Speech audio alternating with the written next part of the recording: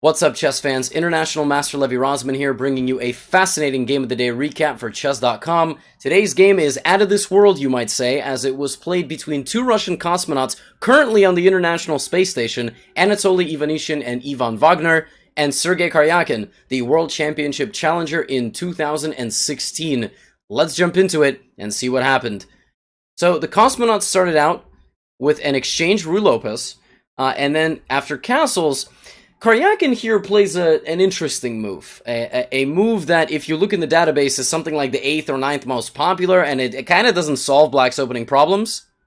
Namely the fact that there's the pawn hanging on e5, so normally black plays something like bishop g4, at least pinning the knight, or bishop d6, or even f6, which is played, but he plays bishop e6. Alright. The cosmonauts, a little bit too nervous to take the pawn, play b3, trying to put the bishop on b2, and after c5, responded by capturing. Now, I don't actually know the strength of the cosmonauts, but I imagine that they did see that this move was possible, because at first glance this looks just like a clean blunder, but it is not the end of the story. And after the most interesting continuation, knight c4, takes, queen takes a1, this is a case of a queen being trapped on the edge of the board. In rare cases, you can actually trap that queen in there using an interesting configuration of pieces. The queen cannot take the knight, the queen cannot go here, the queen cannot go here, and the queen really can't stay here too long, because for the moment, white cannot play bishop a3, winning the queen, obviously, because the queen would just take the queen, but just in one move, this queen will be in some dire danger. For instance, if the queen comes here, or even here, and then bishop a3, you'll be winning the queen. So, you might say, well, 2 rooks is fine for a queen. You're right, but not this early in the game. And what do I mean by that? Well, I mean that if you just remove the queen from the board, notice how black has developed nothing? Yeah, that's bad. So, here, Karjakin plays a move that still actually defends nothing, but according to the engine, run on a deep enough level is the best move, and that move is the ridiculous move, b5. I mean, it's crazy that this is the most natural move. Well, first of all, if you continue with something like bishop d6, I'm actually just going to ignore your queen completely, and I'm going to play e5, and again, you have to deal with the fact that your king is stuck in the center of the board. If you take, I have ideas like rook e1 and queen e2, and I'm just going to be picking up material here. Another thing is, if you just castle queenside, let's say instead of bishop d6, you say, I'm just going to get castled. This also doesn't work, because again, I'm playing queen e2, and I will still just be winning your queen. There is a slight preference here for the white side. So he plays b5. Now, how does that stop the queen moving? Well, let's see. Queen h5. Again, if you had played queen e2 with the same idea of moving the bishop, now b4 comes. That's the problem. Is that now if something like this, I'm sacrificing my queen, but notice I'm going to win more material than before. I'm actually going to win a knight. And if, for example, b5, queen e2, b4, the knight moves, I just wanted to demonstrate this, the queen gets out, right? The queen actually has an escape path and doesn't get trapped in the corner, not to mention it can just take on a2. So, the cosmonauts respond with queen h5, very aggressively looking for damaging queen moves in the center. Karjakin now plays a move that attacks the queen, but does allow a check. But queen e5 would not be correct. It would not be correct because of the stunning resource king d8.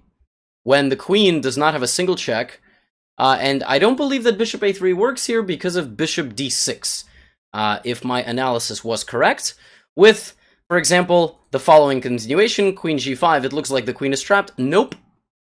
Boom. You deflect the king away, and now the queen just simply captures on f1 with still complete craziness to follow, but the queen is not trapped. Alright? So queen f3, setting up a discovered attack on the rook and the e5 push. Karjakin plays b4, e5. A crazy tactical slugfest is unfolding right before our eyes. The knight is hanging, the rook is hanging, the queen's about to get trapped, the knight on c3 is hanging. So, long castles, bishop a3, sacrificing the queen for the rook, taking on c3, taking on f6, taking on d2, and now in a rather peaceful conclusion, the game ends in a draw. Queen a8 check, king d7, queen d5. The cosmonauts did not have a choice here, because if they did not go for perpetual for, I don't know, some reason, for instance, queen f5 and king b8, Karjakin would have simply promoted to a queen here, and he would have been winning. Now you might say, Levy, you flew through that tactical sequence. Let's break it down move by move after e5. Well, here's the problem, my friends. The game continued with long castles, but Karjakin does not have a choice, alright? He just doesn't have a choice. Because if he saves his rook and allows pawn takes f6, his king's stuck in the center, and rook e1 is coming, not to mention that the queen will be trapped, and if it's not trapped, my knight's getting to d5, my queen's getting to c6. This is very bad.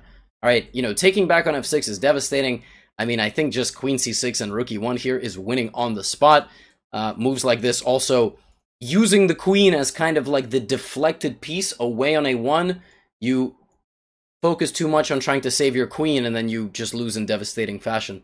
Another move besides long castling, I'm not really sure there is one. I mean, I'm not sure how you defend this, right? So let's say long castles, bishop a3. Again, he had no choice here. He had to lose his queen, and then he had to take this. Now, after pawn takes f6, again, Sergey could have... He played pawn takes d2, but his only other alternative was to take on f6, and... I mean, really, the only instructive moment about this position is the fact that because White's pawn structure stays completely compact, White is just better here, and Black's got 4 pawn islands, which are pawns that have no neighbors, and in fact, 2 of the islands are doubled and isolated, which is very ugly and very uncomfortable.